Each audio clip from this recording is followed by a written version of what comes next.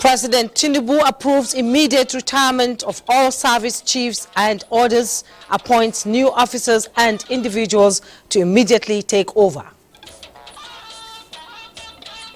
President Bola Ahmed Tinubu to join other world leaders in Paris to review and sign new global financial pact that will place vulnerable countries on priority list for support and investments. Spent over 20 years cultivating rice here, but I've never seen a bad disaster like this.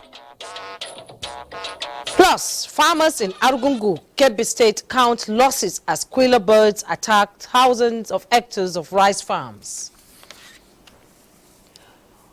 Good evening and welcome to NTA Network News. We are live in Abuja.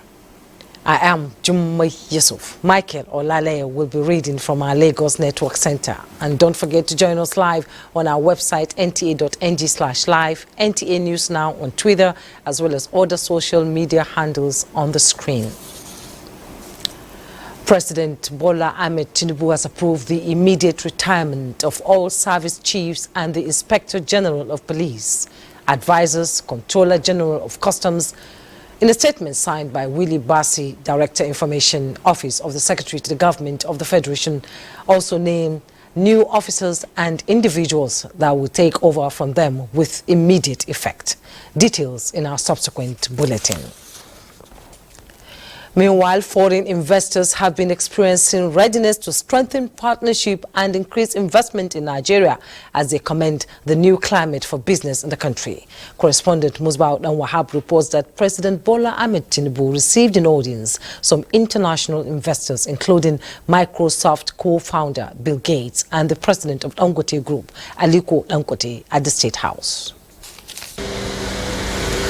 It was apparently a day to get down to business with the big names in business. African billionaire Aliko Dangote led one of the world's richest men, Bill Gates, to the State House. The duo are founders of two separate foundations that could offer the partnership for development that President Tinubu's administration is interested in. The Gates Foundation has maintained decades of partnership with Nigeria to boost disease control, boost agricultural productivity, expand access to digital financial services, empower women and other marginalized populations with greater economic opportunities. And with the Aliko Dangote Foundation, the possibilities are tantalizing indeed. And also committing to do more and to help Nigeria so that our health sector will keep improving, which will turn out to be better for the whole citizens of the country. The owner of the only private refinery in the country also expressed support to the stance of the government on fuel subsidy removal. Well, I expect that it's going to be better for everybody. There will be more money now to put into education, into health, infrastructure and other areas. And our own side is to help support him to make sure that he achieves his own vision and his goals. The Forex regime, which now creates easier access to foreign exchange and improved environment for businesses in the country, are part of the game changers, eliciting commendation from investors. One of the giants in the telecommunication industry, Airtel, is equally expressing readiness to leverage on these for possible increased investments. One of the key changes that His Excellency the President has made in the first few days of his tenure has been making Naira free float onto the market, letting the markets decide, as opposed to CBN's very convoluted structure of 4 or 5 exchange rates, which was very difficult to navigate for companies like ourselves and many, many others, MNCs. As you've all seen, the Naira has devalued, but the worldwide markets have given a standing ovation to this move. And the dollar bonds have strengthened here in Nigeria, and generally there is an excitement in the investing and companies who are going to be coming to put up their bases here in Nigeria. President Tinubu also received United States Assistant Secretary of State, Bureau of Energy Resources, Jeffrey Pratt, partner in Nigeria on energy transition, where the Nigerian leader called for a stronger and better cooperation with the United States as Nigeria and the rest of the world move in the quest for renewable and other sources of clean energy. The president told the delegation that Nigeria will honor all its obligations to climate change and quest to clean energy. Ambassador Pratt extolled the bold economic initiatives already taken by President Tinubu with respect to fuel subsidy removal and unification of multiple foreign exchange rates, which he said President Joe Biden is in support of. From the State House, Musbau and Wahab, NTA News. Now let's bring you the detailed report on the approved immediate retirement of all service chiefs and the Inspector General of Police, Advisors and Comptroller General of Customs. The report has approved the immediate retirement of all service chiefs and the Inspector General of Police, Advisors, Comptroller General of Customs, as well as their replacements from service with immediate effect. The newly appointed officers are Malam Nuhu Ribadu, National Security Advisor, Major General C.G. Musa, Chief of Defense Staff, Major General T.A. Lagbaja, Chief of Army Staff, Rear Admiral E.A. Ogala, Chief of Naval Staff, Air Vice Marshal H.B. Abubakar, Chief of the Air Staff, DIG Kayode Egbetoku as Acting Inspector General of Police, and Major General E.P.A. Undiande, Chief of Defense Intelligence.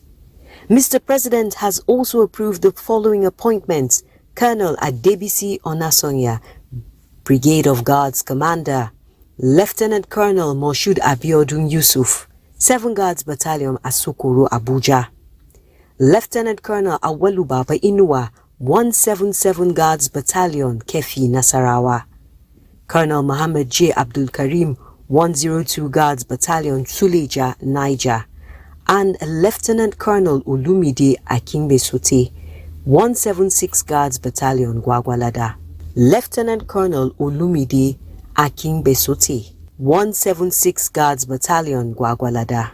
Similarly, the President has approved the appointments of other military officers in the presidential villa as follows: Major Isa Farouk Audu, Commanding Officer, State House Artillery; Captain Kazim Olalekon Sumonu, Second in Command, State House Artillery; Major Kamaru Koyejo Hamzat, Commanding Officer, State House Military Intelligence; Major T.S. Adiola, Commanding Officer, State House Armament; and Lieutenant A. Aminu, Second in Command, State House Armament.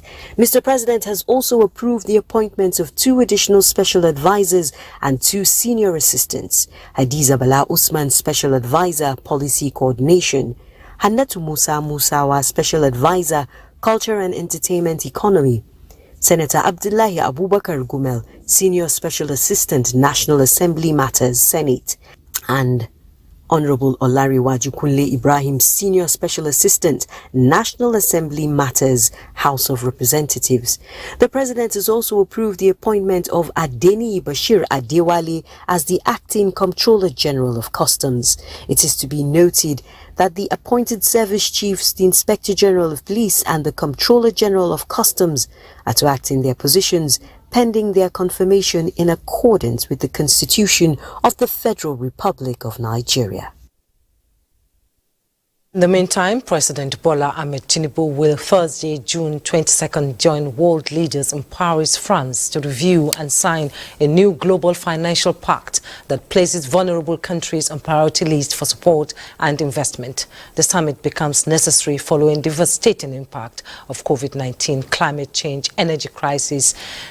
The 2-day summit slated for June 22nd and 23rd will examine opportunities to restore fiscal space to countries that face difficult short-term financial challenges, especially the most indebted. It will mobilize innovative financing for countries vulnerable to climate change and encourage investment in green infrastructure for the energy transition in emerging developing economies. President Tinubu will participate alongside other global leaders to take a more holistic look at the recovery of economies from the impact of COVID-19 pandemic. UN Assistant Secretary for Energy Geoffrey Piat has reaffirmed America's resolve to sustainably support Nigeria in harnessing its abundant energy resources towards its transition journey.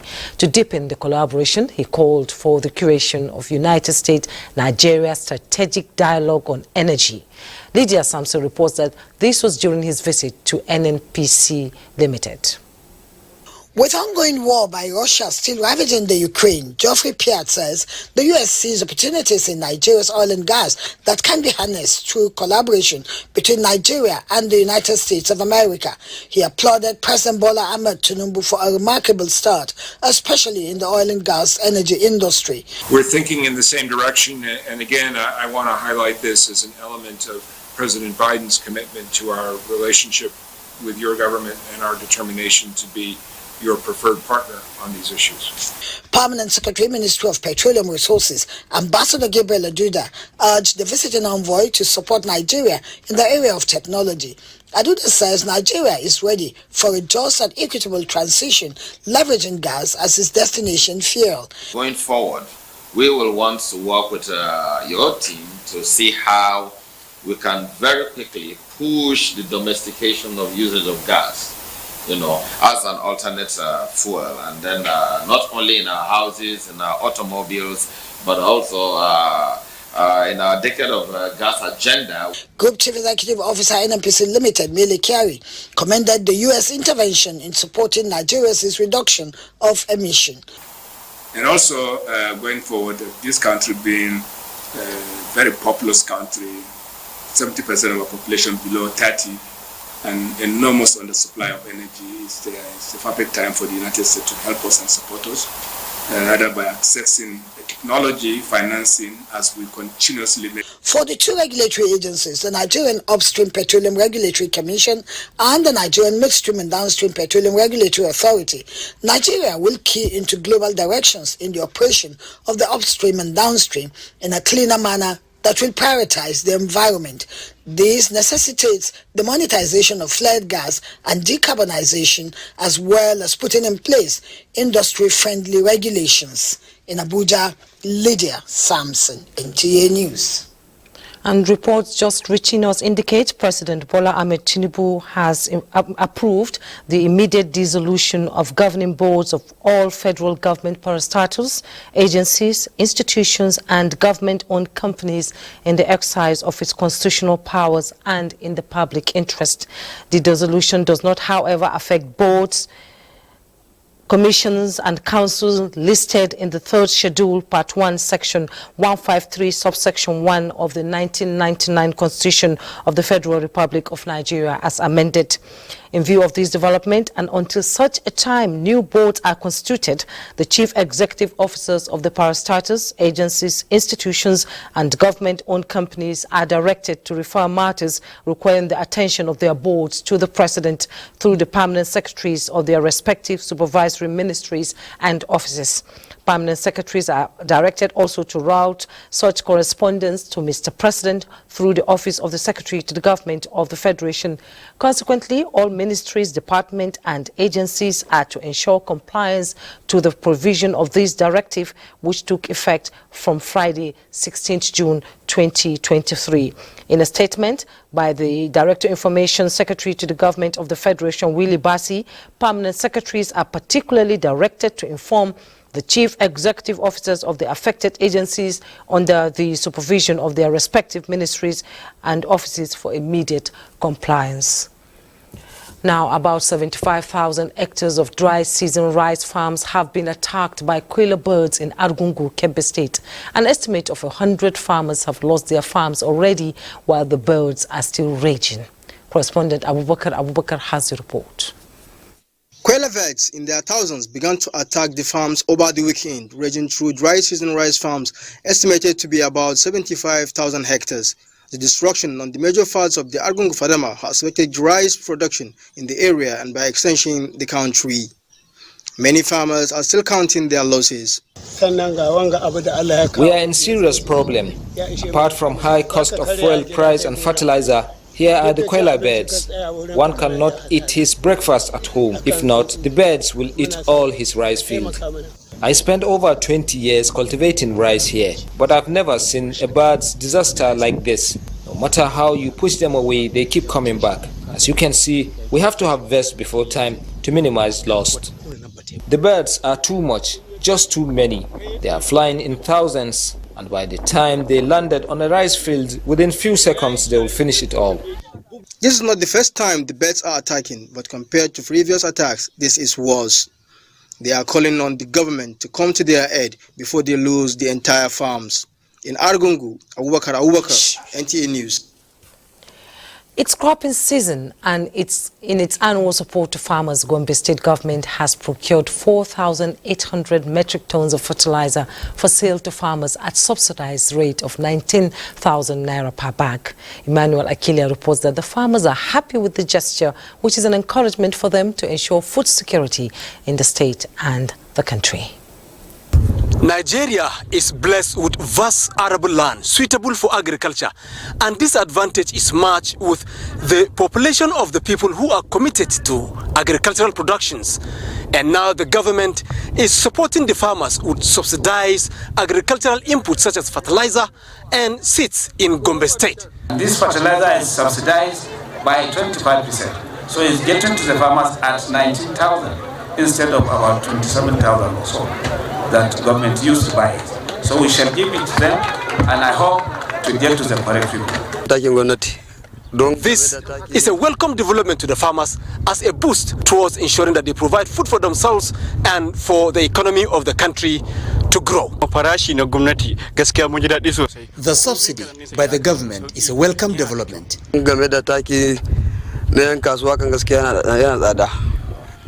The market price of fertilizer is beyond our reach.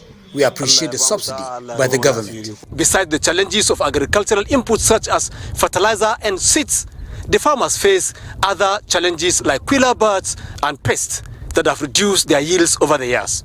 However, with government support, the farmers are ready to continue doing what they know how to do best to contribute to the growth of the Nigerian economy.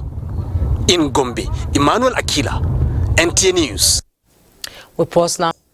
You're welcome back. The federal government has set up a technical committee to investigate media reports alleging some sheep owners are keeping their vessels away from Nigeria to claw back unpaid duties from 2010 to 2019. State House correspondent Abdurrahman Usman Jibril has the details. Responding to the allegations after a strategic meeting, the federal government says vessel owners must comply with the Nigerian tax laws, nor will the country accept any blackmail from any defaulter. So we've agreed to give the parties 3 months to come to the conclusion. And then within those 3 months, we will give also the grace period of 6 months, where we will not enforce any of these law, just to allow for reconciliation. So in essence, no vessel or ship will be detained or delayed. So we give this 6 months break for them so that they can reconcile with this technical committee that we set up. So Nigeria, as you know, is open for business, and we are business friendly, as you've seen from what we're doing and what we will do. So we are open, but it is not to say that anybody will take advantage of the country. We have the law, and the law must be respected. Meanwhile, the Nigerian Mainstream and Downstream Regulatory Agency denies issuing import permits to some companies, leading to this toll, as reported by some sections of the media. The reports say the action was taken after a series of multi-million-dollar tax bills were sent out. It has no mandate to issue import permit to any organization or any entity or any company. It is the sole responsibility of Nigerian Midstream and Downstream Petroleum Regulatory Authority, NNPRA, to issue import permits for, in this case, premium motor spirit. So the notion that NNPC Limited issued out permit to Dangote Refinery for importation is not true, because they don't have the legal backing to do so. Secondly, the notion was that NNPRA only issued 3 permits to importers, permit to only 3 importers. That is not so either. As of this morning, For the month of July, imports, July, we at least received and cleared 6 companies that have expressed interest and have vessels offshore that they needed to fix for delivery in July. The NNPC Limited says it has more than 30 days fuel sufficiency for distribution and supply across the country. From the State House, Abraham Usman Jibrila. Now let's bring you up to speed with other news making the rounds. 1 week from now, more than 2 million Muslims performing Hajj in Saudi Arabia will observe major Hajj spiritual rites. So far, many, including Nigerian contingents, have performed lesser pilgrimage known as Umrah. Correspondent Usman Aliu reports that though authorities in Saudi Arabia are achieving ambitious expansion of the Grand Mosque, there is still challenge of managing the crowd. Kaaba, the Muslims' holiest place on earth. The pilgrims always strive to pray here. Performing a single task is a great challenge. Every open space is filled up. But one thing is certain, at the Grand Mosque, worshippers have a degree of great tolerance irrespective of differences in colors, races and languages. The Quran says Prophet Ibrahim and his son Ismail built the mosque on Allah's instruction to serve as the first house of worship for mankind. Nigerians among the pilgrims continue to stream in the holy mosque, praying for themselves and the country to overcome challenges of our development in economy, security, peace and stability. Allah answer our prayer. And see many countries are gathered here. This place is showing us how the day of resurrection is going to be. With the major days of Hajj rites approaching, Saudi authorities caution international journalists to respect the sanctity of the Holy Land. At a visit to Saudi Arabian General Commission for Audiovisual Media, discussions center on the expectations and compliance to lawful guide for the media coverage of the Hajj. Side by side, Nigerian officials and the Saudi authorities commend each other for the mutual respect and understanding. Remaining Nigerian pilgrims are anxiously waiting to be airlifted to the Holy Land, the assurance which the National Hajj Commission of Nigeria keeps saying will be fulfilled. In the holy city of Mecca, Usman Aliu, NTA News. Nigeria has enough human resources to make its public service the best in the world, which however requires constant capacity building and talent hunting. This was the submission of the Director General Bureau for Public Service Reforms, Ibrahim Dasuki Arabi, at the opening of 4-day advanced training on resource management for competent public sector governance holding in Kano. Aminu Umar has the details. Departments, agencies and parastatals of government are said to be the window through which Nigerian citizens view their government. Gathered in Kano for the purpose of building their capacity to provide excellent services to Nigerians are the public servants of the directorate level in the Federal Civil Service.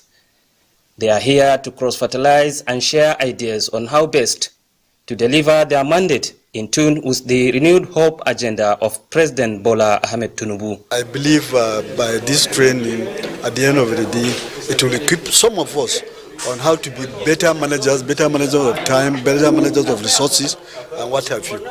Not only that, with the current administration, everybody must be on his toes because, this administration wants to deliver. Since I work in the strategy department, this advanced resource management course is very key for me in seeing how we can make the organization better. Director General Bureau for Public Service Reforms, Dasuki Ibrahim Arabi, said the training will enable the Bureau to engage the participants on how to understand the challenges and the demands to strategically be on the same page for optimum service. How you can have the best of policies. If people are not trained, they don't have the skill, the capacity to deliver, they cannot deliver. So it is a small effort in improving the quality of public servants that we have. How do we get more with less? Is why we are here. So we need to think about it and see how we can begin to manage our resources in such a way that even in the midst of scarcity, we are still able to provide excellent service. The participants are expected to transfer the knowledge at their respective ministries. In Kano, Aminu Umar, NTA News. To judicial matters, the three petitioners in the February 25, 2023 presidential election have taken their turns before the Presidential Election Petition Court in adducing evidence in aid of their petitions. The petitioners, who have consolidated their petitions in line with the provisions of the Electoral Act 2022, are Atiku Abubakar, Peter Obi, and Allied People's Movement. Judiciary correspondent Dele Atumbi reports. Petitioner to appear before the Presidential Election Petition Court was the Allied People's Movement. The petitioner is challenging the declaration and return of President Bola Ahmed Tinubu as the winner of the February 25, 2023 presidential election. The petition is based on the ground of alleged multiple nomination of the Vice President Kashim Shettima by President Bola Ahmed Tinubu and the APC. Counsel to President Tinubu and Kashim Shettima, Woliola Nipekwensen, had earlier pointed the attention of the court to the recent judgment of the Supreme Court on the matter before it with similar facts. The Presidential Election Petition Court adjourned further hearing on the petition filed by the Allied People's Movement to 21st June 2023. In another development, Atiku Abubakar and the People's Democratic Party continued the pursuit of their petition by calling 3 additional subpoenaed witnesses. All the subpoenaed witnesses, who are presiding officers during the conduct of the presidential election, told the court of their inability to upload the presidential election results at their various polling units. So far, Atiku Abubakar has called 25 witnesses. During cross-examination, the witnesses agreed that the conduct of the election was successful during accreditation, voting, counting, and declaration of results. Counsel to the respondents in the matter objected vehemently to the admissibility of the witnesses' statement on oath. The matter was adjourned to Tuesday, 20th June 2023 for further hearing. Presidential candidate of Labour Party in the concluded election, Peter Obi, has equally called 7 witnesses since the hearing of his petition commenced. The petitioner has also tendered several documents which were admitted in evidence. The matter has been adjourned to Tuesday, 20th June 2023. In Abuja, Dele Atumbi, NTA News. As a premier financial market infrastructure, Central Securities Clearance System PLC has maintained positive growth, earning revenue of 2.3 billion naira in 2022 from non-core activities, which reflects a 21.1% growth from 1.9 billion naira made in 2021. The company also declared 1 naira 37 kobo dividend per unit share for shareholders. Amaka Owo reports that this was stated by the chairman of the company, Oscar Onyema, during the 29th annual general meeting held in Lagos. Celebrating 25 years of excellence, Central Securities Clearance System PLC is ranked amongst the best-rated financial services firms in Nigeria. Despite challenges in the business environment, the 2022 financial year showed an impressive growth trajectory with gross earnings which grew by 9.5% from 10.5 billion naira in 2021 to 11.5 billion naira in 2022. Profit after tax rose by 15.9% from 4.4 billion naira in 2021 to 5.1 billion naira in 2022. The company continues to leverage its diversification drive with earnings from non-core offering, which has the electronic document management services achieving 48.3%. In the context of the policy direction of the new government, we think it is very good for us. It allows for more transactions to pass through, crowds in investors, and really drives efficiencies into the allocation of resources. All of those things are very positive for a company such as CSCS. We were able to, at least this year, diversify our revenue to the extent that 20% of our revenues today are coming from new products outside the capital markets. A total dividend of 6,850 million naira, amounting to 87 kobo per share, and a one-time dividend of 50 kobo per share was recommended for approval. I think it's a good one for them. And if you are paying 135 this year, we're expecting that they will double it come next year. Central Securities Clearance System PLC also won the Business Day Award for Best Depository and Custody Company of the Year in Lagos. Amaka O, NTA News. The Independent Corrupt Practices and Other Related Offences Commission, ICPC, has put the value of assets it recovered from seized from 2019 till date at more than 450 billion naira over the last 4 years. This was disclosed at a workshop organized by the ICPC, which is aimed at providing a platform to interact and come up with better ways of enlightening the public on the need to join the fight against corruption by collaborating with anti-graft agencies as well as reporting corrupt practices. On the Federal University Gusau abduction, the management of the Federal University Gusau Zamfara State has sued for the sustenance of the current peaceful atmosphere on campus and its environs as efforts are being intensified to ensure that the safe release of the 5 abducted students of the institution. Correspondent Jamilu Ibrahim was at the university campus for an update on the situation. Peaceful atmosphere has apparently continued to improve at the Federal University Gusau Zamfara State and its environs after the last Saturday's violent protest by students of the institution following the abduction of 5 of their colleagues by terrorists. Security personnel had been stationed at some strategic locations within the university and its host communities to reassure the students and to ensure the sustenance of the peaceful atmosphere. This is the university's campus, which is now the hive of activities with the students and staff going about their normal business as they look forward anxiously to seeing the safe release of the 5 abducted students. The second semester examination of the university has also commenced this Monday as scheduled, despite agitation by some of the students that it should be postponed until the abducted students are released. The chief librarian of the Federal University Gusau, who spoke on behalf of its Vice Chancellor Professor Maazu Abubakar, enjoined the students to remain calm as the security agencies are on top of the situation. He, however, stressed the need for urgent fencing of the university and the construction of more hostels on campus with a view to reducing the high number of students currently residing in some far and nearby communities. The university is a baby university. We don't have hostel accommodation. The little we have cannot accommodate all the students. So most of the students prefer to stay outside because there is no accommodation in the university. Though it is not yet clear whether contact has been established with the kidnappers or not, Zamfara State Police Command has expressed confidence that the abducted students will be safely rescued within the shortest possible time. In Gusau, Jamilu Ibrahim, NTA News. And to join Michael Olale in Lagos, we're standing by with more reports. Hello, Michael. Hello, Jimmy. The Lagos State House of Assembly exemplifies the gains inherent in a progressive working relationship with the executive, which obviously has not only boosted the rapid development of the cosmopolitan city, but equally delivers democratic dividends to the residents. In this report, correspondent examines how this remarkable tenant can become reference for other state assemblies.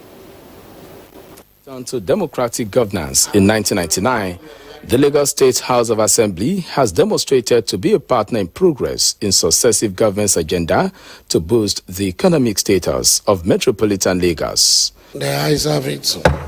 For politicians like Victor Akode, a former member of the Lagos Assembly representing Ojo Constituency 1, the feat is not an indication of total absence of friction, but built around the ability of the leadership to harmonize the diverse interests of 40 members. We have one goal, and the goal is for the Lagosians to have dividend of democracy. The gains are visible as the readiness of the House of Assembly to offer guidance to the executive where necessary has pioneered various infrastructural projects. Experts say that is the beauty of democracy. It is like the left and the right arms of a body. One cannot do without the other. So when there is that cooperation, proper understanding of democracy, it is one government, don't forget. There's a kind of idea of not interfering in each other's jurisdiction. The executive does not want to make the legislature a rubber stamp. since a house built on conflict cannot stand the test of time.